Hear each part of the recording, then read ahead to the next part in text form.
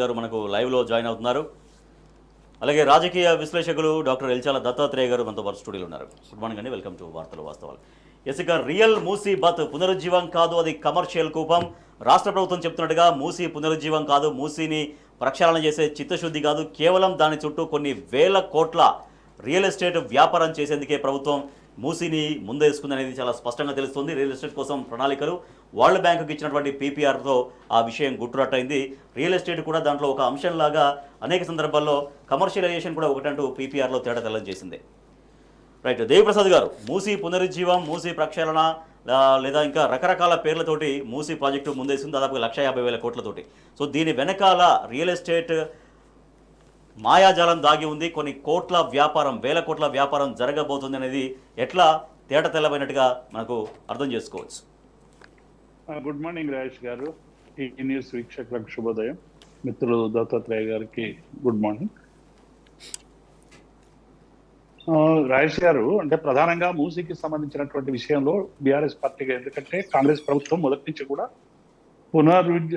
మూసీ పునరుజ్జీవనం పేరు మీద బ్యూటిఫికేషన్ అని ఒకవైపు చెప్తూనే లూటిఫికేషన్ కు రహదారులు వేస్తుంది అనేటువంటి విషయాన్ని చాలా స్పష్టంగా బీఆర్ఎస్ పార్టీ చాలా స్పష్టంగా చెప్పింది. ఎందుకంటే మూసీ పునరుజ్జీవనం జరగాలంటే మూసీ పునరుజ్జీవనానికి సంబంధించినటువంటి చర్యలు తీసుకోవాలి. ఏ ఒక్క చర్య కూడా అటువైపుగా అడుగులు వేయలేదనేటువంటి మాట వాస్తవం. గతంలో మా వర్కింగ్ ప్రెసిడెంట్ కేటీఆర్ గారు మున్సిపల్ శాఖ మంత్రిగా ఉన్నప్పుడు మూసీ పునరుజ్జీవనానికి అవసరమైనటువంటి చర్యలో భాగంగా ప్రాథమికంగా 32 ఎస్టీపీల నిర్మాణానికి గత ప్రభుత్వం కేసీఆర్ గారి నాయకత్వంలో ముందుకు పోయినటువంటి విషయం మీకు తెలుసు. అవి వివిధ దశల్లో ఉన్నప్పటికీ కూడా అసలు మూసీ పునరుజ్జీవనం చేయాలంటే మూసీలోకి రావాల్సినటువంటి క్యాచ్మెంట్ ఏరియాలో ఉన్నటువంటి డ్రైనేజ్ కానీ, లేకుంటే పారిశ్రామిక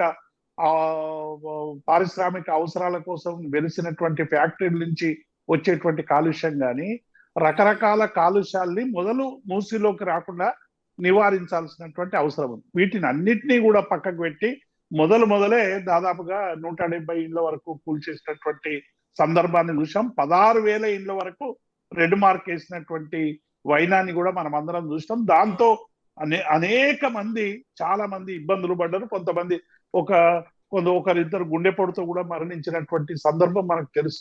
కాబట్టి ఇటువంటి సందర్భంలో కాంగ్రెస్ పార్టీ ఒకసారి 50,000 కోట్లని, ఒకసారి 1,00,000 కోట్లని, ఒకసారి 1,50,000 కోట్లని రకరకాలుగా ప్రకటనలు చేసి ఇలా మొత్తంగా కూడా దాన్ని ఒక పెద్ద ఎత్తున మాల్స్ తీసుకురావాలని, బిజినెస్ తీసుకురావాలని. ఎందుకంటే వరల్డ్ బ్యాంకుకు లోనుకు ఈ ప్రభుత్వం పోయిందంటేనే జీవనం చేయడం ద్వారా పర్యాటకం పెరుగుతుంది అనేది ప్రభుత్వం చెప్తుంది. సో పర్యాటకం పెంచుతున్నాం రాష్ట్ర ప్రభుత్వానికి, తద్వారా ఆదాయం వస్తుంది. సో అట్లా దానికోసం మేము మూసీ బ్యూటిఫికేషన్ కార్యక్రమానికి శ్రీకారం చుట్టాం అనేది ప్రభుత్వం చెప్తున్నటువంటి మాట. కానీ దీని వెనకాల ఉన్నటువంటి వాస్తవాన్ని సో ప్రజలు ఎట్లా గమనిస్తున్నారు, గుర్తిస్తూ ఉన్నారు? రాజేష్ గారు, చాలా స్పష్టంగా ప్రజలకు అర్థమైపోయింది. మూసీ పక్కనున్నటువంటి గుడిసెలు మేము తీసేస్తాం బఫర్ జోన్ లో అని చెప్పినటువంటి ప్రభుత్వం మూసీ పక్కకు పెద్ద పెద్ద బిల్డింగ్లు కడతామని చెప్పి వాళ్ళే ప్రకటించినటువంటి నేపథ్యాన్ని చూసాం. అట్లాగే వరల్డ్ బ్యాంక్ దగ్గరికి వీళ్ళు అప్పు కోసం పోయినటువంటి సందర్భంలో ప్రపంచ బ్యాంకుకు సంబంధించినటువంటి చాలా విషాదాలు మన తెలంగాణకు ఉన్నాయి. గతంలో చంద్రబాబు నాయుడు ముఖ్యమంత్రిగా ఉన్నప్పుడు వరల్డ్ బ్యాంక్ ఏజెంట్గా మారి మొత్తంగా కూడా వ్యవసాయ రంగాన్ని పక్కకు పెట్టి రకరకాలుగా పెట్టుబడులు పెట్టి రాష్ట్రాన్ని అతలాకుతలం చేసినటువంటి విషయం మనకు అందరికీ తెలుసు. గత 10 ఏళ్లలో కేసీఆర్ గారు ఎన్నడూ కూడా వరల్డ్ బ్యాంక్ దగ్గరికి అప్పులకు పోలేదు. మేము ఎన్నడూ వరల్డ్ బ్యాంక్ దగ్గరికి పోమని చాలా స్పష్టంగా చెప్పినటువంటి ఏకైక నాయకుడు కేసీఆర్ గారు. కానీ ఇలా వీళ్ళు వరల్డ్ బ్యాంక్ దగ్గరికి తీసుకుపోయి డబ్బులు, అంటే వరల్డ్ బ్యాంక్ ఏం చెప్తుంది, రూపాయి పెడితే 10 రూపాయలు వచ్చే మార్గాన్ని మాకు చెప్పమని అడుగుతుంది. కాబట్టి ఇలా 1,50,000 కోట్ల రూపాయలు మూసీ పునర్జీవనానికో లేకుంటే టూరిజంకో పెడితే మీరు ఎన్ని వేల కోట్లు సంపాదిస్తారంటే అన్ని లక్షల కోట్లు సంపాదిస్తామని చెప్పడానికి ఇరువైపులా బిల్డింగులు కానీ, పబ్బులు కానీ, రెస్టారెంట్లు కానీ, బోటింగ్ కూడా చేపిస్తామని చెప్పి కూడా చెప్తా ఉన్నారు. మంచిదే, మూసీ పునర్జీవనానికి బీఆర్ఎస్ పార్టీ వ్యతిరేకం కాదు. కానీ మూసీ బ్యూటిఫికేషన్ మీద, పునర్జీవనం మీద మీరు చేస్తున్నటువంటి లూటిఫికేషన్ ఏదైతే అటుపక్క ఇటుపక్క మీరు తీసుకురావాల్సిన టూరిజం ప్లేస్ అని చెప్పి టూరిజం అభివృద్ధి చేస్తామని చెప్పి ఇలా పేద ప్రజల ప్రత్యామ్నాయ పరిస్థితులు చూడకుండా కేసీఆర్ కూడా గతంలో ఇటువంటి బ్యూటిఫికేషన్ ప్రపోజల్ వస్తే వాళ్ళు స్పష్టంగా చెప్పింది మొదలు జీవనానికి సంబంధించినటువంటి చర్యలు తీసుకోండి. ఆ తర్వాత మూసీ నది గర్భంలో ఉన్నటువంటి పేదలకందరికీ కూడా మూసీకి ఉన్నటువంటి బఫర్ జోన్ కు బయట ఆకాశ లాగా అపార్ట్మెంట్లు పెట్టి అక్కడి నుంచే పెట్టండి. వాళ్ళని అక్కడి నుంచి ఎరాడికేషన్ చేయాల్సినటువంటి అవసరం లేదని చెప్పినప్పటికీ కూడా ఈ ప్రభుత్వం దుర్మార్గంగా అనేక మంది పేదల్ని ప్రత్యామ్నాయాన్ని సరైనటువంటి రీతిలో చూపించకుండా వారి జీవనాన్ని అతలాకుతలం చేసేటువంటి ప్రయత్నం చేస్తా ఉంది. కాబట్టి డెఫినెట్ గా ఈ మూసీకి సంబంధించినటువంటి విషయంలో బీఆర్ఎస్ పార్టీ చేసినటువంటి పోరాటానికి కొంత మేరకు తలొగ్గినట్టుగా మనకు కనబడతా ఉంది. దాంతోనే తడబడుతూ రకరకాల మాటలు మాట్లాడుతున్నటువంటి నేపథ్యాన్ని చూస్తా ఉన్నాం. పేద ప్రజల పక్షాన బీఆర్ఎస్ పార్టీ ఉంటుందనేటువంటి విశ్వాసాన్ని మా వర్కింగ్ ప్రెసిడెంట్ కేటీఆర్ గారి నాయకత్వంలో ఇచ్చినటువంటి విషయాన్ని నేను స్పష్టం చేస్తా ఉన్నాను. Right, okay. దత్తాత్రేయ గారు దాదాపు 170 ఇండ్లు అప్పటికే కూల్ చేశారు, ఇంకా 16,000 ఇండ్లకు రెడ్ మార్కులు చేశారు. సో అప్పుడు మూసీ బాధితుల ఆక్రందనలు ప్రతి ఒక్కరిని కూడా తీవ్రంగా కలిచివేసినాయి. ఎన్నో ఏళ్లుగా మేము ఇక్కడ ఉంటున్నాం, మమ్మల్ని ఉన్న పలంగా మా బతుకులు బుగ్గిపాలు చేశారనేది. సో దీని వెనుక సుస్పష్టంగా రియల్ ఎస్టేట్ దందా కొనసాగబోతుందనేది ప్రపంచ బ్యాంకుకు ఇచ్చినటువంటి పీపీఆర్లో అనేక సందర్భాల్లో అక్కడ ప్రస్తావన జరిగింది. సో దీని ద్వారా మూసీ పునరుజ్జీవం అనేది ఎట్లా ఉండబోతుంది, ఏం జరగబోతుంది అనేది ఎంత స్పష్టత వచ్చింది? రాజేష్ గారు, గుడ్ మార్నింగ్ మీకు, దేవిప్రసాద్ అన్న గారికి, టీ న్యూస్ ప్రేక్షకులకు. ఇవాళ తెలంగాణ రాష్ట్రం ఒక రియల్ ఎస్టేట్ వ్యాపారం చేసేటువంటి వ్యక్తి చేతుల్లో పిచ్చోడి చేతిలో రాయిలాగా మారింది. తెలంగాణలో ముఖ్యంగా హైదరాబాదుకు జీవనది అయినటువంటి మూసీ నది పుట్టుకనే ప్రశ్నార్థకం చేసిండు. దామగుండం పేరు మీద ఆ నేవీ రాడార్ని అప్పజెప్పడం వల్ల దాదాపుగా 2,900 ఎకరాల భూ విస్తీర్ణము, దాదాపుగా 12 లక్షల చెట్లు నాశనం అయిపోతా ఉన్నాయి. మూసి పుట్టినటువంటి ప్రాంతాన్ని ఏమో నేవీ రాడార్ వాళ్ళకి అప్పజెప్పాడు, రక్షణ శాఖకు అప్పజెప్పాడు. అదే మూసి ప్రవేశిస్తున్న ప్రాంతం మొత్తాన్ని ఉద్ధరిస్తా అని చెప్పేసి దాదాపుగా 16,000 ఇండ్ల కూల్చివేతలకు కంకణం కట్టుకున్నాడు. 170 ఇండ్లను కూల్చేయడం వల్ల బుచ్చవ్ అనేటి మహిళ పాపం ఎంత ఘోరంగా ఊరేసుకొని చనిపోయిందో మనం చూసాం.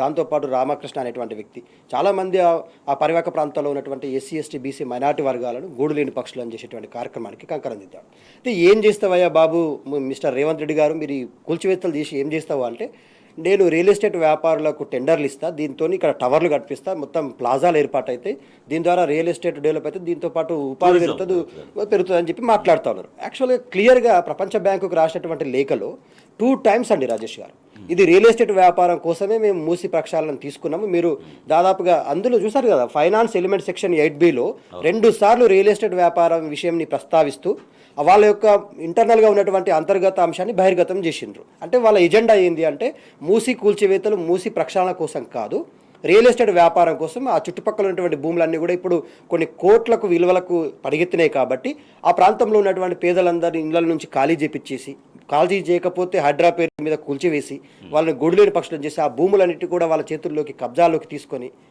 ఇక్కడ రియల్ ఎస్టేట్ వ్యాపార దందాకు నాంది పలికిండ్రు. కాబట్టి తెలంగాణ ప్రజలు ఒకటి గుర్తుంచుకోవాల్సిన అవసరం ఏముందంటే, ఎవరి ప్రయోజనాల కోసం ఇవాళ రేవంత్ రెడ్డి ఈ కూల్చివేతలకు నాంది పలికిండు. దీని వెనకాల ఏం ఆశించి దీని వెనకాల చాలా పెద్ద ఎత్తున రియల్ ఎస్టేట్ వ్యాపారం చేయాలనేటువంటి భూ రాక్షస ఆనందం ఉంది అనేటువంటి తెలంగాణ ప్రజలు గుర్తించాలని చెప్తా ఉన్నాం.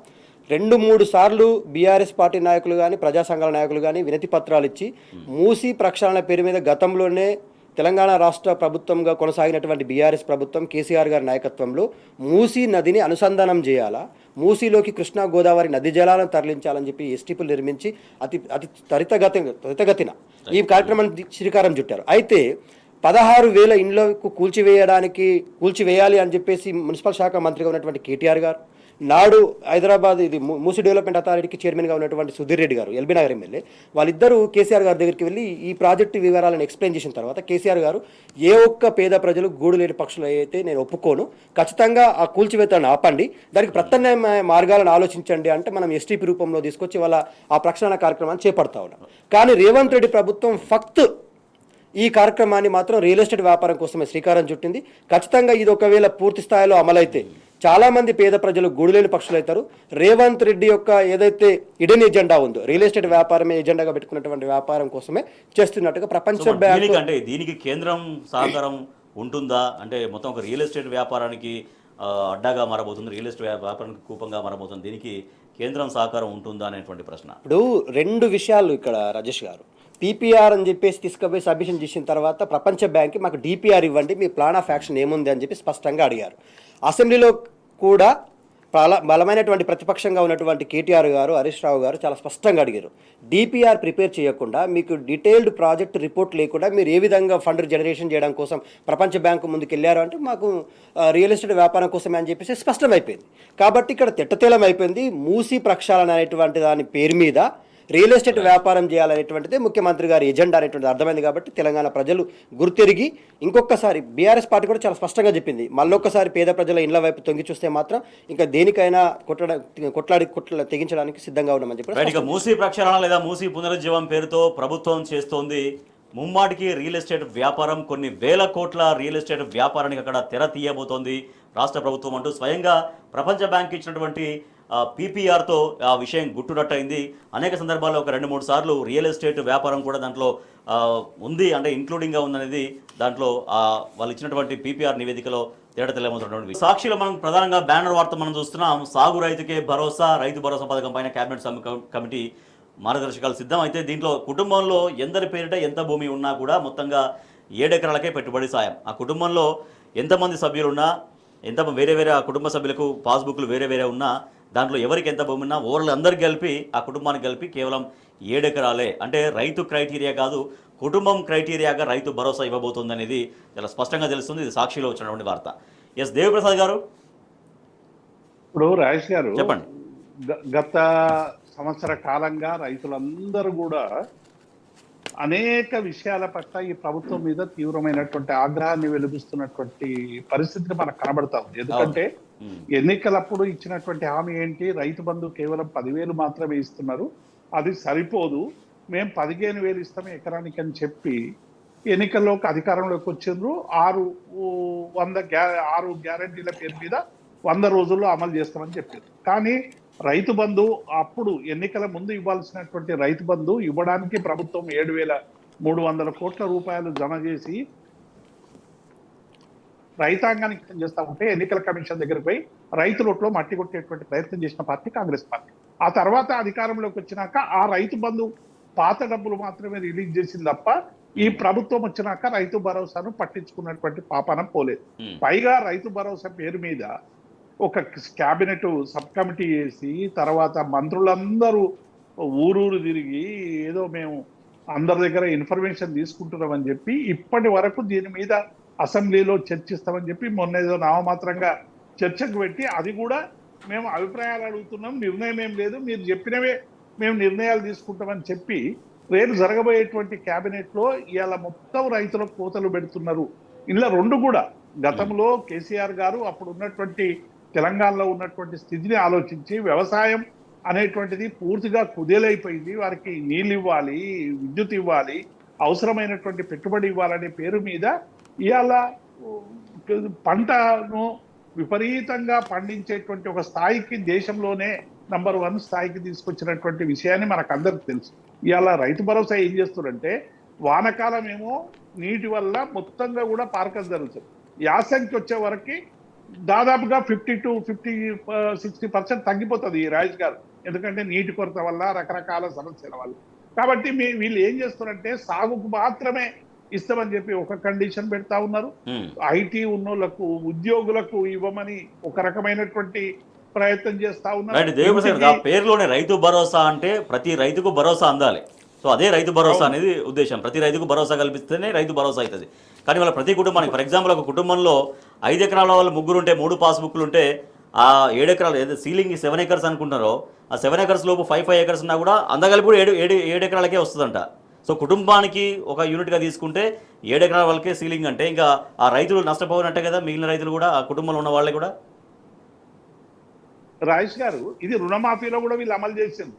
రుణమాఫీ కూడా ఏం చేసిండ్రు, కుటుంబంలో ఒక్కరికి మాత్రమే అమలు చేస్తామని చెప్పి ఇదే డ్రామాని ఆడేది. ఇప్పుడు రైతు భరోసాకి సంబంధించి కూడా ఏం చేస్తున్నారంటే నలుగురు అన్నదమ్ములు ఉంటే 4-5 20 ఎకరాలు ఉంటే వాళ్ళకి నువ్వు 7.5 రిస్ట్రిక్ట్ చేస్తే అన్నదమ్ముల మధ్య పంచాయతీ పెట్టి ఏదో కష్టమో సుఖమో ఇప్పటికే పంచుకొని డిఫరెంట్ గా ఉన్నటువంటి వాళ్ళ మధ్య మళ్ళీ కుటుంబాల మధ్య ఘర్షణ తెచ్చేటువంటి ప్రయత్నం చేస్తా ఉన్నారు. ఇప్పుడు ధరణి పేరు మీద ఒక అనుభవధార కాలం తెచ్చి అది ఒక ఘర్షణలకు దారి తీసేటువంటి ప్రయత్నం చేస్తా ఉన్నారు.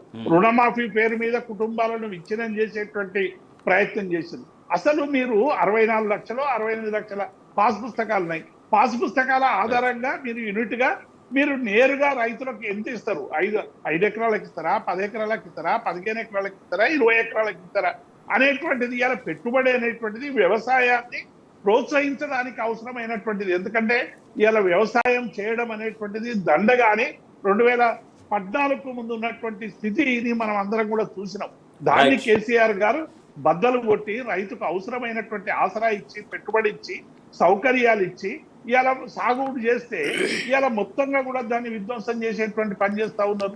బోనస్ కు సంబంధించి కూడా పెద్ద డ్రామా జరుగుతా ఉన్నారు. దాదాపుగా 1561 కోట్లు ఎగబెట్టేటువంటి ప్రయత్నం చేస్తా ఉన్నారు.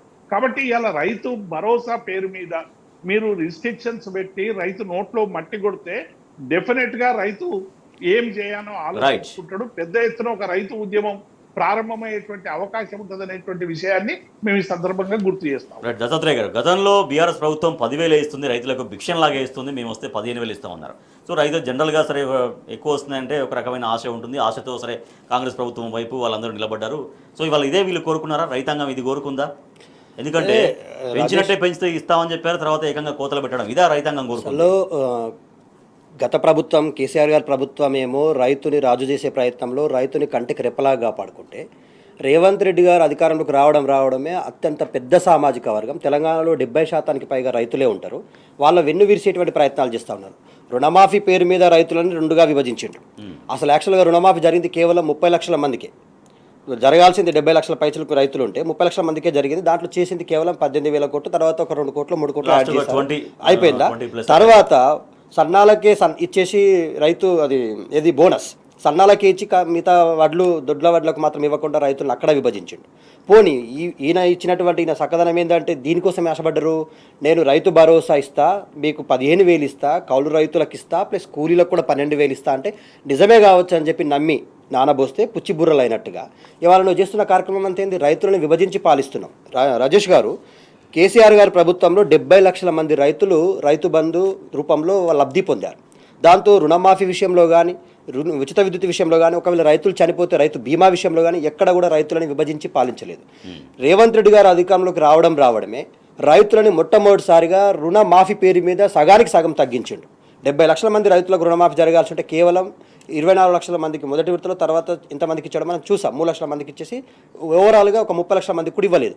ఇవాళ 70 లక్షల మందికి రావాల్సినటువంటి రైతు భరోసాని పిఎం కిసాన్తో ముడిపెట్టి తర్వాత 7 ఎకరాలకు కుదించి ఒకటే కుటుంబానికి యూనిట్గా మార్చి, అంటే ఎన్ని కోతలు ఇవి అర్థం చేసుకోండి మీరు. ఒకటే కుటుంబంలో ఒకరంటే ఇప్పుడు కుటుంబంలో మీరు మేము అన్నదమ్ములం అనుకోండి, మీకు 5 ఎకరాలు ఉంటుంది, నాకు 5 ఎకరాలు ఉంటుంది. కేవలం ఇద్దరికి కలిపినా కూడా 10 ఎకరాలు ఉందనుకోండి, మీకో 10 నాకో 10, అంటే ఒకరికి ఇస్తాడు, ఇంకొకరికి ఎగ్గొడతాడు. అంటే కుటుంబంలో ఒకరికే ఇచ్చి మిగతా మొత్తం కుటుంబాన్ని ఒక యూనిట్గా మార్చే ప్రయత్నం చేస్తా ఉన్నారు. కేసీఆర్ ప్రభుత్వంలో కుటుంబంలో ఎన్ని క్రమతాలున్నా, ఎన్ని విభజనలున్నా, ఎంతమంది పేరు మీద వ్యవసాయ భూమి ఉంటే అంతమందికి రైతు బంధు వచ్చింది, రుణమాఫీ వచ్చింది. రైతు క్రైటీరియాగా అప్పుడు ఇచ్చారు. అంతే. ఇప్పుడు ఇంకోటి ఏంటంటే ఎంత దిగజారుడు రాజకీయం చేస్తా ఉన్నాడంటే, ఇవాళ రైతులకు దాదాపుగా సంవత్సర కాలం నుంచి 2 దఫాలుగా ఇవ్వాల్సినటువంటి రైతు బంధు 15,000 రూపాయలు ఆయన ఇచ్చిన మాట ప్రకారం ఇచ్చినా కూడా 24,000 కోట్లే అవసరమవుతుంది. ఆ 24,000 కోట్లను విడుదల చేయకుండా తారసం చేస్తూ రైతులను విభజిస్తూ ఇబ్బంది పెడుతూ ఎన్ని ఇబ్బందులు పెట్టడం మనం చూసాం కదా. రైతు వేదికల చుట్టూ పాపం రైతులు వాళ్ళ అప్లికేషన్ ఫామ్లు ఎంఆర్ఓ చుట్టూ, రైతు ఆఫీసర్ల చుట్టూ, ఇరిగేషన్ డిపార్ట్మెంట్ ఆఫీసర్ల చుట్టూ తిరిగి కాలరిగేదాకా తిరిగి అప్లికేషన్ ఇచ్చినా మొన్న చేసింది ఏంది? తూతూ మంత్రంగా కేవలం 3 లక్షల మందికి ఇచ్చేసి అప్లికేషన్లు వచ్చినాయేమో 28 లక్షలు, ఇచ్చిందేమో 3 లక్షల మందికి. అంటే అర్థం చేసుకోండి ఎంతమంది రైతులను మోసం చేస్తా ఉన్నాడో. రైతు బంద్ అయిపోయింది, రైతు బీమాకు దిక్కు లేదు, రైతులకు ఇచ్చినటువంటి రుణమాఫీ విషయంలో క్లారిటీ లేదు. ఇవాళ రైతులకు ఇస్తున్నటువంటి ఏదైతే ఉందో బోనస్ కేవలం సన్నాలకు ఇచ్చేసి సన్నాయి నొక్కులు నొక్కిండు. ఇక ఈ విధంగా చూసుకుంటూ పోతే మొత్తానికి రైతులని మోసం చేసేటువంటి కార్యక్రమం ముందరేసుకున్నాడు. ఇవాళ రైతులకు క్లారిటీగా అర్థమైపోయింది. కేవలం 7 ఎకరాల ఉన్నటువంటి రైతుని ఒక కుటుంబంగా యూనిట్ చేస్తున్నాడు అంటే ఎంత ద్రోహం చేయాలని చూస్తున్నాడో రైతులు కూడా ఆలోచించాలని చెప్తా ఉన్నారు. రైట్. దేవిప్రసాద్ గారు, గతంలో కూడా మా స్వయంగా వ్యవసాయ శాఖ మంత్రి తుమ్మల నాగేశ్వరరావు కొన్ని కామెంట్స్ చేశారు ఒక ప్రోగ్రాంలో. ఇది బోనసే బాగుంది అంటున్నారు రైతులు, ఏ కార్యక్రమం బాగుంటే అదే కొనసాగిస్తాం, రైతు బంధు కంటే బోనసే బాగుందనేది. సో అటువంటి కామెంట్స్, తర్వాత ఇప్పుడు కోతలు విధించే వార్తలు, లీకులు ఇవన్నీ వస్తున్నాయి. సో రైతులు ఎప్పుడు గమనించారు, ఎస్ మేము కాంగ్రెస్ ప్రభుత్వాన్ని నమ్మి మేము మోసపోయాము అనేటువంటి మాట, ఒక రియలైజేషను లేదంటే ఒక కంక్లూజను ఎప్పుడు వచ్చారు రైతులు, తెలంగాణ రైతులు? కేసీఆర్ గారి పాలనలో రైతు బంధు ఎట్లొచ్చింది, రైతు బీమా ఎట్లొచ్చింది, విద్యుత్ ఎట్లొచ్చింది, కొనుగోలు, ఇవన్నీ కూడా రైతు అనుభవంలో 10 ఏళ్ల పాటు ఉన్నాయి రాజేష్ గారు.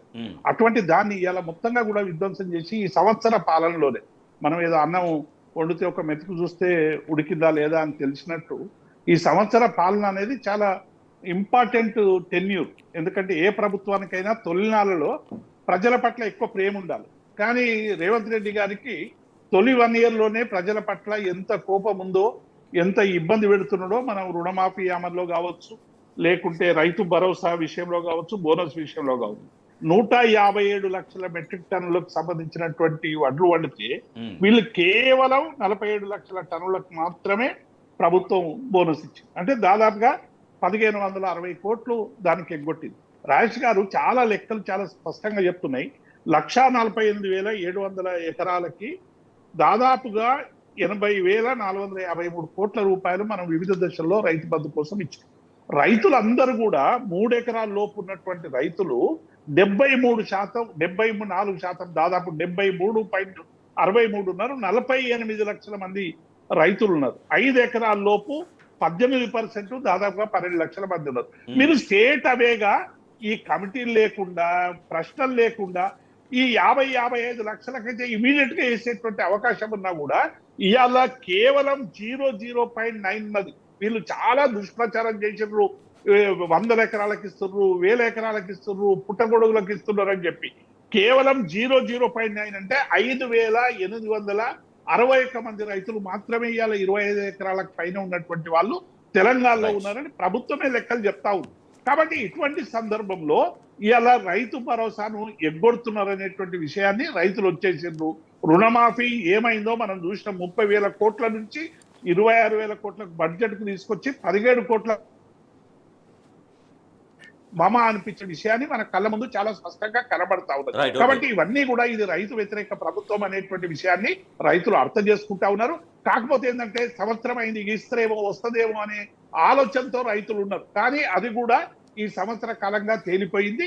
డెఫినెట్ గా రైతులు మరో ఉద్యమానికి సన్నద్ధమవుతున్నటువంటి సందర్భాలు, సూచనలు చాలా స్పష్టంగా కనబడతా ఉన్నాయి రాజేష్. రైట్ దత్తాత్రేయ గారు. సో ఇది క్యాబినెట్ భేటీలో 30th ఈ నెల జరగబోతున్న క్యాబినెట్ భేటీలో దీన్ని అఫీషియల్గా చేయబోతున్నట్టుగా అనేది పత్రికల్లో వార్తలు కనిపిస్తున్నాయి. సో నిజంగా ఇది పూర్తిగా ఎస్ అని అఫీషియల్గా వస్తే కనుక రైతుల నుంచి ఎట్లా రియాక్షన్ వచ్చే అవకాశం ఉంది? ఇప్పుడు మింగలేక మంగళారం అన్న చందంలాగా రైతులని పూర్తి స్థాయిలో ఓటు బ్యాంకు రాజకీయాలకు వాడుకొని ఓట్లేసే తర్వాత ఓటు మల్లన్న, ఓటేసిన తర్వాత బోడి మల్లన్న చందంలాగా ఇంత ఘోరంగా రైతులను హింసించేటువంటి, మోసం చేసేటువంటి, ఎగవేతలు చేసేటువంటి నాయకుడు తెలంగాణ రాష్ట్రంకు రావడం తెలంగాణ ప్రజలు చేసుకున్నటువంటి దురదృష్టంగా భావిస్తూ ఉన్నారు రాజేష్ గారు.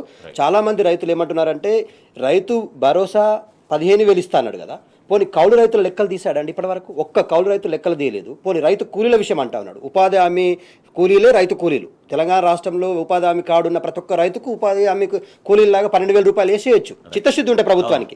ఇక్కడ కూడా క్లారిటీ లేదు. ప్రభుత్వం ఎక్కడికి వెళ్ళి ఎగవేయాలా, రైతులను విభజించాలా, చాలా తక్కువ మోతాదులో బెనిఫిషియర్స్ని గుర్తించాలంటే ఇగో ఈ కుటుంబానికి ఒక యూనిట్ అని లెక్కలు చూపే ప్రయత్నం చేస్తారు. చెప్పిన మాట ఒకటి, చేసే విధానం ఒకటి. ఇది కాంగ్రెస్ ప్రభుత్వం అన్ని అంశాల్లో వీటిని అవలంబిస్తుంది. కానీ రాహుల్ గాంధీ ఏమో తెలంగాణలో ప్రజాపాలన బేష్గా ఉంది అంటూ మొన్న మంత్రి పొన్నం ప్రభాకర్కు లేఖ రాశారు. సో దాని గురించి కూడా మనం చర్చిద్దాం. ప్రజాపాలన బేష్ అంటూ హామీలన్నీ అమలు చేసే దిశగా తెలంగాణ సర్కారు సాగుతుంది అంటూ మంత్రి పొన్నం ప్రభాకర్కి మొన్న 24th రోజు లేఖ రాశారు కాంగ్రెస్ పార్టీ అగ్రనేత రాహుల్ గాంధీ. సో నిజంగా మరి ప్రజాపాలన బేష్ అంటే ఎక్కడ బేష్గా ఉంది, 6 గ్యారంటీల అమలు ఎక్కడ అవుతుందో అర్థం కానిటువంటి పరిస్థితి. సో ఆ లెటర్ ఒకసారి మనం చూద్దాం.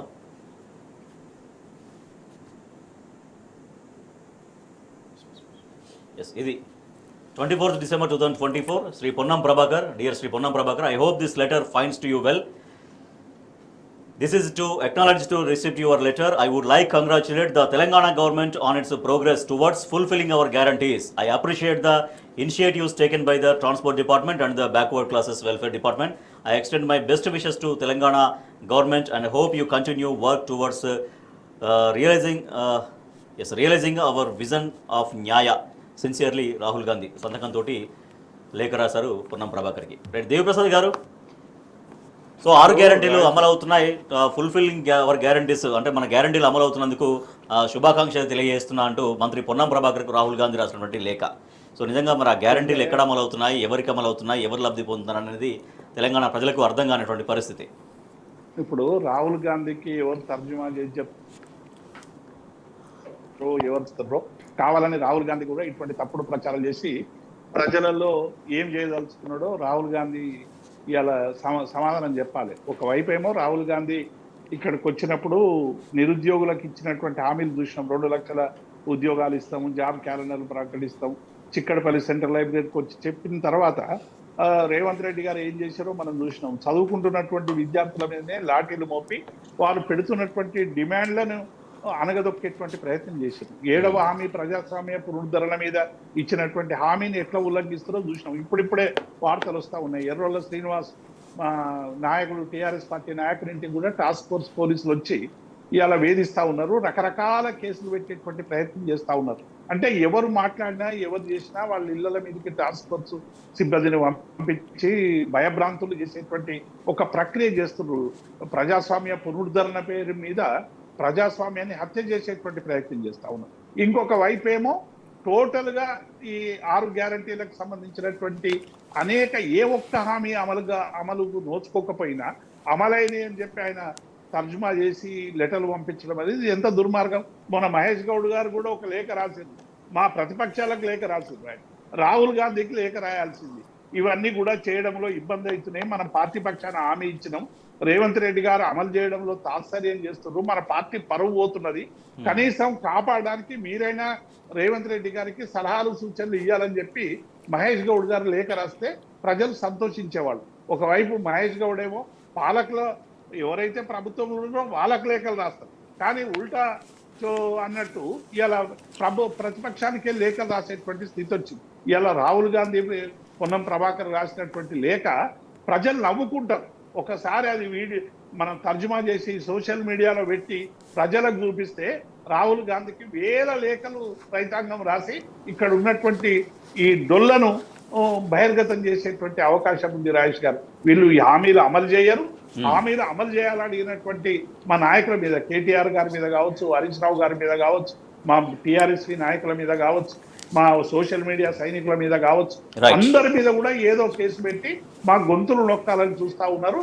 మీరు ఎన్ని చేసినా ఎన్ని ఇబ్బందులు పెట్టినా మీరు 6 గ్యారంటీలు ప్రజలకు ఇచ్చిన 420 హామీలు అమలు చేసేదాకా బీఆర్ఎస్ పార్టీ కేసీఆర్ గారి నాయకత్వంలో మేము వీరోచితమైనటువంటి పోరాటాలకు దిగుతాం, ప్రజల పక్షం ఉంటామనేటువంటి విషయాన్ని మేము స్పష్టం చేస్తాం. దత్తాత్రేయ గారు, సో తెలంగాణలో 6 గ్యారంటీలు అమలు కాని విషయం రాహుల్ గాంధీకి నిజంగా తెలియదా, లేకపోతే సరిగ్గా ఇన్ఫర్మేషన్ లేదా, ఏకంగా గ్యారంటీలు అమలు అవుతున్నాయి దానికోసం కంగ్రాచులేషన్స్ చెప్తూ లేఖ రాయడం పట్ల ప్రజలు విస్మయం వ్యక్తం చేస్తున్నారు. మరి మాకేమీ హామీలు ఏమి మా దాకా చేరట్లేదు, అమలు మా దాకా చేరట్లేదు అని.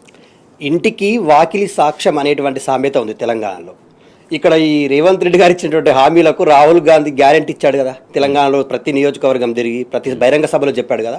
ఇవాళ రాహుల్ గాంధీ గారు వచ్చి తెలంగాణ ప్రజలకు క్షమాపణ చెప్పాలి. రాజేష్ గారు, 2 లక్షల రుణమాఫీ పూర్తి స్థాయిలో ఒకటే టర్మ్లో చేసేస్తా అని చెప్పి ఎన్ని అబద్ధాలు ఆడాడు, ఎన్ని దేవుళ్ళ మీద ఒట్టేసుకున్నాడండి ఈ రాష్ట్ర ముఖ్యమంత్రి.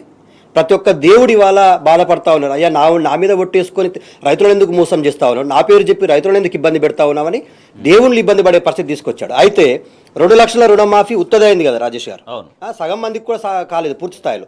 2 లక్షల ఉద్యోగాలు ఎప్పుడు ఇస్తా అని చెప్పాడు రాజేష్ గారు? ఒక్కటే సంవత్సరంలో, మొదటి సంవత్సరంలోనే 2 లక్షల ఉద్యోగాలు పూర్తి స్థాయిలో భర్తీ చేస్తారు. అది కూడా వాళ్ళ హామీయే కదా, అది అమలైందా అండి? 56,000 ఉద్యోగాలు భర్తీ చేస్తే దాంట్లో కేసీఆర్ గారు ఇచ్చినవే దాదాపుగా 50,000 పైచలకు ఉద్యోగాలు ఉన్నాయి. ఏం ఉద్యోగాలు భర్తీ చేసిండండి? జీవో నంబర్ 29 తీసుకొచ్చి మళ్ళీ ఎస్సీ ఎస్టీ విద్యార్థి బీసీ విద్యార్థులకు అన్యాయం చేసే ప్రయత్నం చేస్తూ ఉన్నాడు. అక్కడ నిరుద్యోగులను మోసం చేసిండు కదా. ఇక 2,500 మహిళలకు ఇక్కడ ఉన్నాయి, 200 యూనిట్ల ఉచిత విద్యుత్ ఏది, 500 రూపాయల గ్యాస్ సిలిండర్ ఏది, 1,00,000 రూపాయలు పెళ్ళైతే ఇస్తామన్న 1,00,000 రూపాయలు ఏది, తులం బంగారం ఏది, ప్రతి ఆడపిల్లకు కాలేజీకి పోతుంటే స్కూటర్లు ఇస్తాను, డిగ్రీ చదివితే 50,000, పీజీ చదివితే 1,00,000, పిహెచ్డీ చేస్తే 5 లక్షలు. ఎక్కడ పోయినాయి ఇవన్నీ? ఎక్కడ అటుకెక్కినాయి? ఇవన్నీ పెన్షనర్స్ అండి పాపం. వృద్ధులు వికలాంగులు అయితే ఒక 100 సార్లు 200 సార్లు గుర్తు చేసుకుంటున్నారు కేసీఆర్ గారిని. అయ్యా నీ పాలనలో అడగక ముందే 2,000 రూపాయలు మా ఇంటికి ప్రభుత్వ ఉద్యోగికి జీతం ఎంత తొందరగా వచ్చేదో మాకు అదే స్థాయిలో జీతాలు ఇచ్చినట్టే పెన్షన్లు ఇచ్చినావు. ఇవాళ 2,000 రూపాయల నుంచి 4,000 చేస్తాను. వాళ్ళు అడుగుతా ఉన్నారు, మా 4,000 రూపాయలు ఎప్పుడు ఇస్తావయ్యా రేవంత్ రెడ్డి అని. సంవత్సరం కాలం ఎగ్గొడుతూ ఇవాళ 4,000 రూపాయలు ప్లస్ 4,000 రూపాయలు ఇస్తానటువంటి వికలాంగుల పెన్షన్లు కేసీఆర్ గారు 4,000 చేస్తే నేను 6,000 చేస్తాను అబద్ధాలు చెప్తేవి ఎగవేతలే కదా. వాళ్ళు కూడా పాపం వికలాంగులు అడుగుతా ఉన్నారు. పోనీ 5 లక్షల రూపాయలు ఇందిరమ్మ ఇల్లు కట్టుకుంటాను, సంవత్సర కాలమైంది, ఇందిరమ్మ ఇండ్లేవి? ఉద్యమకారులకు 250 గజాల స్థలం ఇస్తాను, మరి ఉద్యమకారులు అడుగుతా ఉన్నారు ఎప్పుడు ఇస్తావయ్యా అని చెప్పేసి. 500 బోనస్ ఓన్లీ వరి పంటకు ఒక్కదానికే చెప్పలే రాజేష్ గారు, మొత్తం ఒక 6 పంటలకు ప్రకటించారు వాళ్ళు. మొక్కజొన్నకి ఇచ్చిండ్రు, పత్తికి ఇచ్చిండ్రు, అలాగే పప్పు దినుసులకు ఇచ్చిండ్రు. ఇవాళ ఒక్కదానికని ఇచ్చారండి. ఆ ఒక్కదానికి కూడా మళ్ళీ దాంట్లో కొర్రీలు పెట్టి కేవలం సన్నాలకు ఇచ్చేసి దొడ్లన్నీ వదిలేసి సన్నాల్లో కూడా మళ్ళీ దాంట్లో కూడా రకాలు ఓవర్సీస్లోనండి. పేద పిల్లలు పాపం ఎస్సీ ఎస్టీ బీసీ మైనార్టీ వర్గాల పిల్లలు కూడా విదేశీ విద్యను చదువుకోవాలని చెప్పి కేసీఆర్ గారు 20 లక్షల రూపాయల ఓవర్సీస్ లోన్ ఇస్తే ఇప్పటి వరకు ఈ రాష్ట్రంలో రేవంత్ రెడ్డి గారు ముఖ్యమైన తర్వాత ఒక్క రూపాయి కూడా విడుదల కాలేదండి. కానీ మీరు రాహుల్ గాంధీ తెలంగాణకు రావాలి, క్షమాపణ చెప్పాలంటున్నారు. కానీ రాహుల్ గాంధీ స్వయంగా ప్రజాపాలన బేసిగా ఉందని తెలంగాణకు వచ్చి సమాధానం చెప్పే పరిస్థితి ఉంటుందా? రాహుల్ గాంధీ గారు ఆకాశంలో మేడలు కట్టినట్టుగా ఢిల్లీలో ఉండి వీళ్ళు చెప్పేటువంటి అబద్ధపు విషయాలను నమ్మి తెలంగాణ ప్రజల్ని మోసం చేయొద్దు. ఒకసారి రండి, ఇదే క్రాస్ రోడ్కు రమ్మని చెప్పి పిలుస్తా ఉన్నాం, ఇదే రైతుల దగ్గరికి రమ్మని పిలుస్తా ఉన్నాం. బీసీలకు డిక్లరేషన్ చేసినావు కదా కామారెడ్డిలో, ఆ బీసీ డిక్లరేషన్ దగ్గరికి రా. ఏమన్నావు? మొదటి సంవత్సరమే 20,000 కోట్లు బీసీలకు ఇస్తా, ఎంబీసీలకు మంత్రిత్వ శాఖ ఇస్తా. తర్వాత ఏమన్నాడు? ప్రతి కాంట్రాక్టుల్లో బీసీలకు 40% వాటా ఇస్తా అన్నాడు. ఇవాళ ఎక్కడిచ్చినవయ్యా రేవంత్ రెడ్డి? మళ్ళా గదే రాఘవ కన్స్ట్రక్షన్స్, మళ్ళా గదే మెగా కన్స్ట్రక్షన్స్. ఇంకెవరికి ఇస్తున్నాడు వాటా? రైట్ దేవిప్రసాద్ గారు. సో స్వయంగా రాహుల్ గాంధీ, తర్వాత ప్రియాంక గాంధీ వీళ్ళందరూ వచ్చి వాళ్ళ గ్యారంటీ కార్డులు పంచి, మరి సంతకాలతో కూడినటువంటి గ్యారంటీ కార్డులు పంచి సరే ఆకర్షించారు, అది ఓకే. కానీ వాళ్ళ 100 రోజులు గడిచిపోయింది, సంవత్సరం గడిచిపోయినా కూడా హామీలు అమలు కాకపోవడం అటుంచితే ఏకంగా 6 గ్యారెంటీలు అమలు చేసే విధంగా ముందుకు సాగుతున్నందుకు శుభాకాంక్షలు తెలియజేస్తూ రాహుల్ గాంధీ లేఖ రాయడం. సో తెలంగాణ ప్రజలు లేదంటే బీఆర్ఎస్ పార్టీ డిమాండ్ చేస్తున్నట్టుగా తెలంగాణకు వచ్చి సమాధానం చెప్పే ఇంకా అవకాశం ఇంకా ఆశించవచ్చా వాళ్ళ దగ్గర నుంచి? ఇప్పుడు హత్య చేసినటువంటి వాళ్ళే సంతాప సభలు పెట్టినట్టు ఇవాళ అమలు చేయాలని ప్రజలు అడిగితే అమలు చేయకుండా అమలు చేయమని అడిగినందుకు ప్రజల మీద దాడి చేస్తున్నటువంటి వైనాన్ని తెలంగాణలో మరి శుభాకాంక్షలు చెప్తే ఎట్లుంటది రాజేష్ గారు? డెఫినెట్ గా ఇది పూర్తిగా కాంగ్రెస్ పార్టీకి ఉన్నటువంటి ఒక ఏమంటాం ఆ సంస్కృతి ఇవాళ చాలా తేటతెల్లమే. అందుకే మహారాష్ట్ర తెలంగాణలో ఇన్ని హామీలు ఇచ్చిండ్రు, తర్వాత కర్ణాటకలో ఇన్ని హామీ ఇచ్చిండ్రు. ఈ హామీల వైఫల్యం కాంగ్రెస్ పార్టీ ఇచ్చిన సంతకాలు పెట్టి ఇచ్చినది కూడా చెల్లనేర్తలేవు. కాబట్టి వీళ్ళని ఓడించాలని చెప్పి మహారాష్ట్రలో మొన్న కాంగ్రెస్ పార్టీకి ఎట్లా బుద్ధి చెప్పిరో మనం అందరం కూడా చూసినాం. 40 లక్షల మంది రైతులకు రుణమాఫీ చేసామని హిందీలో పోస్టర్లు వేసిండ్రు, హిందీ పత్రికలలో అడ్వర్టైజ్మెంట్లు ఇచ్చారు. అక్కడ మరాఠాలో, హిందీలో రకరకాల పేర్లు. హర్యానాలో కూడా నమ్మలేదు కదా దేవన్న, హర్యానాలో కూడా వాళ్ళు ఎన్ని చెప్పినా కూడా ప్రజలు నమ్మక ఎట్లా బండకేసి కొట్టిరో మనం అందరం కూడా చూసినాం. ఇలా దేశవ్యాప్తంగా కాంగ్రెస్ పరిస్థితి ఏమైపోయిందంటే రాను రాను రాను రాను ఎక్స్పైర్ మెడిసిన్ లాగా. ఎందుకంటే 140 సంవత్సరాలుగా ఉన్నటువంటి కాంగ్రెస్ పార్టీ ఇంకా మాకు పనికిరాదు, ఇది ఎక్స్పైర్ అయినటువంటి మెడిసిన్ అని ప్రజలు భావించే స్థితికి ఇలా వస్తున్నటువంటి సందర్భాన్ని మనం చూస్తా ఉన్నాం. కాబట్టి రాహుల్ గాంధీ ఇప్పటికైనా వేరే వాళ్ళని తర్జుమాకు పెట్టుకోవాలి. పాపం తెలంగాణలో ఉన్నటువంటి పిసిసిలో ఉన్నటువంటి కొంతమంది నాయకుల్ని రేవంత్ రెడ్డి మనుషుల్ని తర్జుమాకు పెట్టుకున్నట్టున్నారు. వాళ్ళంతా కూడా బ్లఫ్ చేస్తా ఉన్నారు. ఒక సభలో కూడా చెప్పిండు నిరుద్యోగ భృతి అమలైందని చెప్పి, వరంగల్ అనుకుంటా, వరంగల్ సభలో నిరుద్యోగ భృతి తర్జుమా చేయించారు, నిరుద్యోగ భృతి అమలైందని. అసలు నిరుద్యోగ భృతి మీద చర్చ లేదు, ఎవరికి ఇస్తారమనే ఎన్యుమరేషన్ లేదు, ఏది లేకుండానే ఇటువంటి బ్లఫ్ చేస్తున్నటువంటి కాంగ్రెస్ పార్టీని డెఫినెట్ గా ప్రజలు చూస్తున్నారు. ఏదో తాత్కాలిక అవసరాల కోసం మాకు కేసీఆర్ పరిపాలన కంటే కొంచెం మిన్నగా ఏదైనా వస్తుందేమని ప్రజలు ఆశించినటువంటి దాన్ని బలహీనతగా తీసుకొని ఇలా అధికారంలోకి వచ్చినటువంటి కాంగ్రెస్ పార్టీ ప్రజల ఆశయాల మీద, ఆకాంక్షల మీద బలమైనటువంటి దాడి చేస్తా ఉంది. ఈ దాడిని డెఫినెట్ గా ప్రజలు తిప్పికొడతారు. రాజేష్ రైట్గా తెలంగాణలో 6 గ్యారంటీలు అమలు అవుతున్నాయి. ఆ గ్యారంటీలు అమలు చేయడం కోసం ముందుకు సాగుతున్నటువంటి కాంగ్రెస్ ప్రభుత్వానికి శుభాకాంక్షలు అంటూ రాహుల్ గాంధీ రాసినటువంటి లెటర్ పట్ల తెలంగాణ ప్రజానీకం విస్మయాన్ని వ్యక్తం చేస్తున్నారు, ఆగ్రహం వ్యక్తం చేస్తున్నారు. 100 రోజుల్లో అమలు చేస్తామన్నటువంటి హామీలు అసలు అమలే చేయలేదు, ఎట్లా ప్రజాపాలన బేష్ అంటూ కొనియాడుతున్నారు, శుభాకాంక్షలు తెలుపుతున్నారు రాహుల్ గాంధీ అంటూ తెలంగాణ ప్రజలు విస్మయాన్ని వ్యక్తం చేస్తున్నారు. మనకు కార్టూన్ మనం చూస్తున్నాము, ఎన్నికలకు ముందు ఎన్నికల తర్వాత అనేది. మాకు ఓటేసి గెలిపిస్తే ఇవి మీకు తెచ్చిస్తాం ఏంటి గ్యారంటీలు. సో ఎన్నికల తర్వాత కాంగ్రెస్ పాలిత రాష్ట్రాలకు వాళ్ళు పట్టుకొచ్చిన గ్యారంటీలే వాళ్ళకు గుదిబండగా మారాయి అనేది ఈ కార్టూన్ మనం చూస్తున్నాం. గుదిబండగా గ్యారంటీలు కాంగ్రెస్ పాలిత రాష్ట్రాల కష్టాలు. సో కాంగ్రెస్ పాలిత రాష్ట్రాలు ఎక్కడెక్కడ ఉన్నాయో అవన్నీ కూడా ప్రజలకు అనేకం ఎడాపెడా హామీలు అయితే ఇచ్చారో ఆ హామీలు నెరవేర్చలేక ఆ గ్యారంటీలు ఆ హామీలు వాళ్ళకే గుదిబండగా తయారైనటువంటి ఈ వార్త ఈ కార్టూన్ మనం చూస్తున్నాం. ఎస్ దేవిప్రసాద్ గారు, ఇక గ్యారంటీలు గుదిబండలుగా మారుతున్నాయి కాబట్టే ఈ రకమైనటువంటి కోతలు లేదంటే ఇట్లా ఒక అమలు అయిపోతున్నాయని ఒక ఫేక్ ప్రచారాలు ఇవన్నీ కూడా చేస్తోంది ప్రభుత్వం అన్నటువంటి ఒక చర్చ సాగుతోంది. రాజేష్ గారు, ఇటీవల మన కాంగ్రెస్ పార్టీ చీఫ్ ఖర్గే గారు కూడా ఇటువంటి వాటి మీద ఒక ప్రకటన చేశారు. ఏవైనా హామీలు ఇచ్చే ముందు అన్ని చూసుకోవాలని. ఎందుకంటే ఇక దేశవ్యాప్తంగా మనం అధికారంలోకి వచ్చేటట్టు లేము.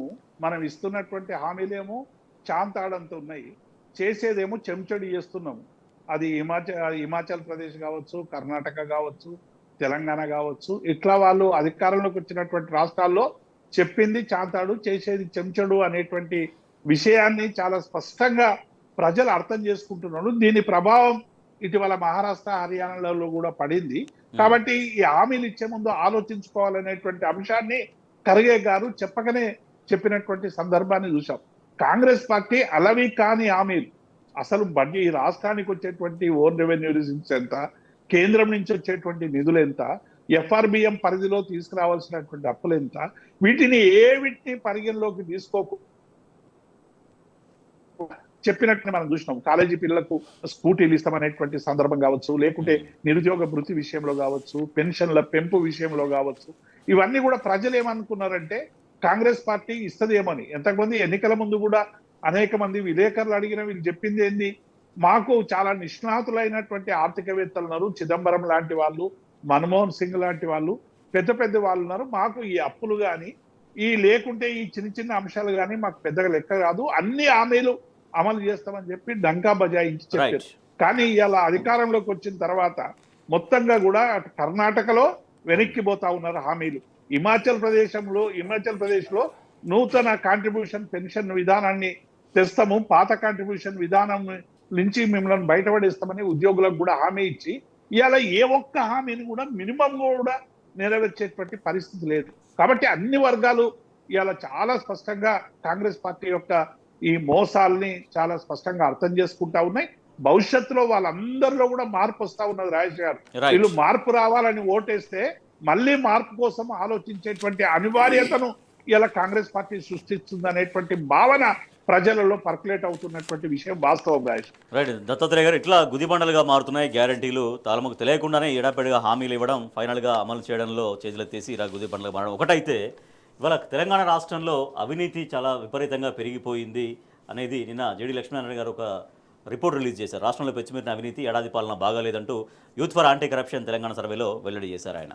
అనేక అంశాల్లో అవినీతి విపరీతంగా పెరిగిపోయింది అని. అది 1 ఇయర్ క్షుణ్ణంగా పరిశీలించిన తర్వాత youth for anti corruption Telangana అనేటువంటిది చాలా డీప్ రూట్ లెవెల్లో సాధారణ పౌరుడిలాగా వెళ్ళి వాస్తవ విషయాలను బయటకు తీసుకొచ్చే ప్రయత్నం చేశారు.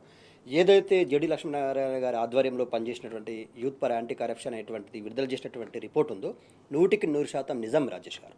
తెలంగాణ రాష్ట్రంలో మీకు తెలుసు, రీసెంట్గా విడుదల చేసినటువంటి క్రైమ్ రిపోర్ట్లో 35,000 పైచిలకు కేసులు నమోదైనాయి ఒకటే సంవత్సరంలో. ఈ కేసులన్నీ కూడా ప్రభుత్వ నిర్లక్ష్యం వల్ల. ఈ రాష్ట్రానికి హోంమంత్రి ఉన్నాడా అండి, విద్యాశాఖ మంత్రి ఉన్నాడా అండి, న్యాయశాఖ మంత్రి ఉన్నాడా అండి, SC/ST వెల్ఫేర్ శాఖ మినిస్టర్ ఉన్నాడా? లేడు. ఈ వర్గాలన్నిటి మీద జరుగుతున్నటువంటి దాడులన్నీ ప్రభుత్వం చూస్తూ ఉంది. పిల్లలు పిట్టల్లాగా రాలిపోతుంటే, చనిపోతూ ఉంటే పట్టించుకునేటువంటి నాదులు లేడు. విద్యాశాఖలో ఒక్కసారి సమీక్ష జరగదు, హోంశాఖలో ఒక్కసారి సమీక్ష జరగదు. ఇక అవినీతి అంటారా, పిచ్చు మీరిపోయింది. ఏ శాఖ మంత్రి ఆ శాఖకు ముఖ్యమంత్రిలాగా ప్రవర్తిస్తూ ఉన్నారు కాంగ్రెస్ పార్టీలో. డైరెక్ట్గా డోర్లు తెరిచేసి ఆర్థిక శాఖ మంత్రి మీద ఒక ఆరోపణ వస్తూ ఉంది. 10% డైరెక్ట్గా 10% ఇస్తే పాత నిధులన్నిటి కూడా నేను విడుదల చేస్తా అనేటువంటిది ఆయన ఒక విధంగా వ్యవహరిస్తున్నాడని, మిగతా శాఖల మంత్రులు కూడా అదే విధంగా వ్యవహరిస్తున్నారని ఇందులో చాలా క్లియర్గా చెప్పారు కదా. రాష్ట్రంలో అవినీతి ఉన్నదా అంటే 75% మంది పౌరులు ఎస్ ఉంది అనేటువంటి దాన్ని యాక్సెప్ట్ చేశారు. తెలంగాణ రాష్ట్రంలో కాంగ్రెస్ పాలన ఎలా ఉంది, 6 గ్యారెంటీలు అమలైనాయా లేకపోతే మీకు ఇచ్చినటువంటి హామీలు అమలైనాయా అనేటువంటి విషయాన్ని అడిగితే 68% ఆఫ్ ద పీపుల్ లేదు, తెలంగాణ రాష్ట్రంలో ప్రజల్ని మోసం చేసి వచ్చారు, దగా చేసి వచ్చారు, ఎగవేతలు చేస్తూ ఉన్నారు, మోసం చేస్తూ ఉన్నారు అని చెప్పి చాలా క్లియర్గా చెప్తా ఉన్నారు. ఇక ప్రభుత్వాన్ని కాపాడుకునే ప్రయత్నాన్ని ఏ విధంగా చేస్తూ ఉన్నారంటే ఏసీబీ పేరు మీద చూసాం కదా.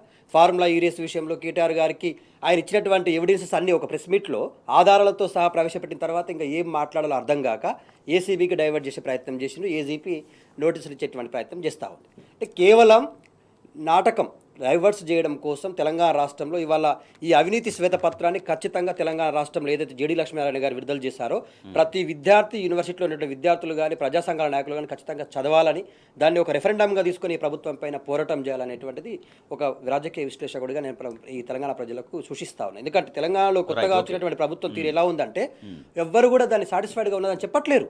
చాలా మంది ఇది సమస్యాత్మకమైన ప్రభుత్వము, క్రైమ్ పెరిగిపోతూ ఉంది, డ్రగ్స్ పెరిగిపోతూ ఉన్నాయి, ఆ దాడులు జరుగుతూ ఉన్నాయి. గతంలో కేసీఆర్ ప్రభుత్వంలో కమాండ్ కంట్రోల్ రూపంలో ఉన్నటువంటి ఆ రక్షణ కవచం తెలంగాణ ప్రజలని కంటికి రెప్పలాగా కాపాడుకుందండి. ఆడపిల్లలపైన దాడులు జరిగితే కేసీఆర్ గారు చాలా స్పష్టంగా చెప్పారు, లాగులు దడవాలని చెప్పి స్టేట్మెంట్ ఇచ్చాడు. ఆ స్టేట్మెంట్కు భయపడే తెలంగాణ రాష్ట్రంలో చాలామంది అంటే అంత సురక్షితంగా ఉన్నారు. ఇవాళ తెలంగాణ ప్రజల రక్షణ గాలికి వదిలేసిండ్రు. ఆడపిల్లలు పిట్టల్లాగా చనిపోతుంటే పట్టించుకునే నాదులు రోజుకు ఒక పాప చనిపోతుంది. ఇవల్ల కూడా ఒక పాప స్కూల్లో విషాహారం తిని చనిపోయింది అనేటువంటి స్టేట్మెంట్ వస్తూ ఉంది. ఎంత దారుణం అండి. రైట్ దేవిప్రసాద్ గారు, సో రాష్ట్రంలో ఏ పనికైనా లంచమే ఇట్లా వ్యవస్థ ఒకటి సాగుతుందనేది జేడీ లక్ష్మీనారాయణ గారు విడుదల చేసిన నివేదికలో తేటతెల్లమైంది. అదొకటైతే రాష్ట్రంలో క్రైమ్ రేట్ పెరుగుతుంది. పెరుగుతున్న క్రైమ్ రేట్ని ఎవరు పట్టించుకోవట్లేరు. ఈ రకంగా మొత్తం ఒక అవినీతిమయం అవుతున్నా ఎవరు పట్టించుకోవట్లేరు. తర్వాత మంత్రులు కానీ, ముఖ్యమంత్రి కానీ, ప్రభుత్వం కానీ టోటల్గా డైవర్షన్ పాలిటిక్సే. దాంట్లో అల్లు అర్జున్ ఇష్యూ కావచ్చు, మరొకటి కావచ్చు, ఇట్లా డైవర్షన్ పాలిటిక్స్ మాత్రమే చేస్తోంది. ఇట్లా అవినీతిని అడ్రస్ చేయడం, అవినీతి నిర్మూలించే ప్రయత్నం చేయడం, తర్వాత లేకపోతే గురుకులాల ఇష్యూస్ని, అనేక ఇష్యూస్ని అవి చేయడం, సెటరేట్ చేయడం మినహాయించి వదిలేసి ఈ రకంగా డైవర్షన్ పాలిటిక్స్ నడిపిస్తోంది అన్నటువంటి చర్చకు ప్రభుత్వం దగ్గర ఏమైనా సమాధానం కనపడుతుందా, అసలు లేదా? ఈ సమాధానం ఎక్కడుంది రాజేష్ గారు? ప్రభుత్వం మితిమీరినటువంటి కరప్షన్ లో కూరుకుపోయింది. అంటే ఒక పర్మిషన్ దొరకాలన్నా, ఒక వెంచర్ కు అప్రూవల్స్ రావాలన్నా, ఒక మైనింగ్ కు సంబంధించినటువంటి అప్రూవల్స్ రావాలన్నా, లేకుంటే బిల్లులు రిలీజ్ చేయాలన్నా, ఒక పని కావాలన్నా, ప్రతి పనికి ఇలా ఒక మెనూ లాగా పెడతా ఉన్నారు. దానికి అవసరమైనటువంటి ఏజెన్సీలు కూడా కుటుంబ సభ్యులందరూ కూడా ఫిక్స్ అయింది అనేటువంటి విషయాన్ని బహిరంగంగా చర్చించుకుంటున్నారు. పలానా దగ్గరికి పోయి పలానా డబ్బులు ఇస్తే పనులు అయిపోతాయి. ఎంత దుర్మార్గం అంటే దీన్ని డైవర్ట్ చేయడానికి, అంటే ఈ రాష్ట్రంలో జరుగుతున్నటువంటి తీవ్రమైనటువంటి అవినీతి బట్టబయలు అవుతా ఉన్నది. దీన్ని డైవర్షన్ చేయడానికి అక్కడో ఇక్కడో ఒక వ్యక్తి ఉద్యోగులను అరెస్ట్ చేస్తున్నాం అనే పేరు మీద, లంచాలు తీసుకుంటున్నాం అనే పేరు మీద కొంతమంది ఉద్యోగుల్ని టార్గెట్ చేసేటువంటి ప్రయత్నం కూడా జరుగుతూ ఉంది. మీరు చూడండి, ఈ సంవత్సర కాలంలో గత 10 ఏళ్లలో 20 ఏళ్లలో ఎన్నడూ లేనటువంటి ఏసీబీ కేసులు నమోదైనటువంటి విషయాన్ని మనం ఈ సందర్భంగా గుర్తుంచుకోవాలి. ఈ క్రైమ్ రేట్ అయితే ఏడాదిలో 64% క్రైమ్ పెరిగింది అనేది మొన్న సిపి గారే చాలా స్పష్టంగా చెప్పిండు. 122% సైబర్ నేరాలు పెరిగినాయని. అట్లాగే సైబర్ నేరాల కారణంగా 793 కోట్ల నష్టం జరిగిందని కూడా సిపి గారే వివరించినటువంటి సందర్భాన్ని చూసాం. అంటే రాష్ట్రంలో ఎటుపోతా ఉంది. పోలీస్ ఫ్రెండ్లీ అని చెప్పినటువంటి పోలీసు ఇవాళ చిన్న వాళ్ళను ముందస్తు అరెస్ట్ల పేరు మీద, మేము ఈ చిన్న కేటీఆర్ గారు కానీ మా వర్కింగ్ ప్రెసిడెంట్ ఏదైనా ఆదేశాలు ఇచ్చేదైనా చిన్నపాటి కార్యక్రమం చేయాలంటే కూడా స్థానిక బీఆర్ఎస్ నాయకత్వాన్ని అంతా కూడా గృహ నిర్బంధం చేసేటువంటి పని చేస్తా ఉన్నారు. సోషల్ మీడియా సైనికుల్ని అరెస్ట్ చేసే పని చేస్తా ఉన్నారు. ఎక్కడైనా ఏ నాయకునికైనా అండగా ఉండాలని పోతున్నటువంటి వాళ్ళ మీద టాస్క్ ఫోర్స్ పోలీసులు దాడి చేసి భయోత్పాతం సృష్టించేటువంటి చేస్తున్నటువంటి విషయాన్ని చూస్తా ఉన్నాం. కాబట్టి టోటల్ గా డైవర్షన్ పాలిటిక్స్ లో భాగంగా ఇవన్నీ కూడా చేస్తా ఉన్నారు. వాళ్ళు ఎన్ని డైవర్షన్ చేసినా ప్రజలు కూడా డైవర్ట్ అయిపోయింది. ఇక కాంగ్రెస్ తో లాభం లేదు, కాంగ్రెస్ నుంచి మనం డైవర్ట్ కావాలి, డైవర్ట్ అయ్యి కాంగ్రెస్ పార్టీకి బుద్ధి చెప్పాలనే డైవర్షన్ కూడా ప్రజల్లో యాంటీగా వస్తా ఉంది. డెఫినెట్ గా ఇది మనం భవిష్యత్తులో చూడబోతాం రాజేష్ గారు. Right, okay. దత్తాత్రేయ గారు, 1 yearలో ఇట్లా క్రైమ్ రేటు పెరగడం ఒకటి, దానికి అనుబంధంగా దానికి సమాంతరంగా అవినీతి పెరగడం ఒకటి. సో ఒక 1 yearలోనే ఇట్లా ఉంటే ఇంకా రాబోయే 4 సంవత్సరాలలో ఈ ప్రభుత్వ హయాంలో ఏం జరుగుతుంది, ఇంకెంతవరకు ఇది మితిమీరుతుంది అన్నటువంటి భయాందోళనలు ప్రజల్లో కనిపిస్తూ ఉన్నాయి. తెలంగాణ రాష్ట్రంలోని ప్రజలందరూ ఇప్పుడు చాలా ఆలోచిస్తూ ఉన్నారు. రాజేష్ గారు, మేము తప్పు చేశాం. 1 year కాలంలోనే తెలంగాణ రాష్ట్రంలో ఆత్మహత్యల్లో తెలంగాణ నంబర్ 1 స్థాయికి వెళ్ళిపోయింది, అవినీతిలో నంబర్ 1 వెళ్ళిపోయింది, డ్రగ్స్ విషయంలో వెళ్ళిపోయింది, క్రైమ్ విషయంలో వెళ్ళిపోయింది. ఘోరమైనటువంటి దాడులు ఒక రోజులో 8 నుంచి 10 మర్డర్లు జరుగుతూ ఉన్నాయి తెలంగాణ రాష్ట్రంలో, అఘాయిత్యాలు జరుగుతూ ఉన్నాయి. ఆడపిల్లల ప్రాణాలకైతే అసలు కంట్రోలే లేదు ఇప్పటి వరకు. నిజంగా ఎంత బాధాకరమైన విషయం అంటే అల్లు అర్జున్ విషయంలో 13 రోజుల తర్వాత స్పందించిన ముఖ్యమంత్రి తన మైలేజ్ కోసం స్పందించిండు. మరి 20 రోజులుగా నిమ్స్ ఆసుపత్రిలో చికిత్స పొందినటువంటి శైలజ ఒక ఆదివాసీ బిడ్డ. మరి ఆదివాసీ బిడ్డ విషయంలో ₹1 ఎక్స్గ్రేషియా ప్రకటించారు. ఆ కుటుంబాన్ని పరామర్శించేటువంటి ప్రయత్నం చేయరు, భరోసా ఇచ్చేటువంటి ప్రయత్నం చేశారు. అంటే ఎస్సీ ఎస్టీ బీసీ మైనార్టీ వర్గాల చావులకి ఏమో విలువ లేదు.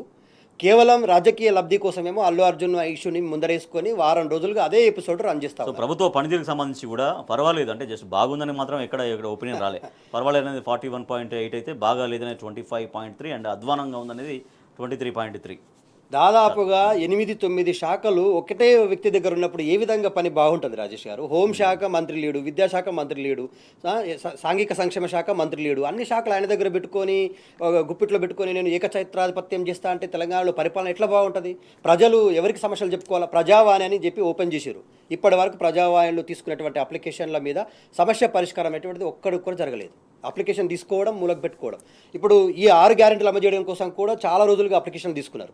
ఇప్పుడు ఏమంటా ఉన్నారు, ఈ రైతులకు ఇచ్చేటువంటి రైతు భరోసా విషయంలో కూడా మళ్ళీ అప్లికేషన్లు అట, రేషన్ కార్డుల విషయంలో అప్లికేషన్ ప్రజావాణి కార్యక్రమం ప్రగతి భవన్లో, ప్రజాభవన్లో, ఇప్పుడు ప్రజాభవన్ అంటున్నారు.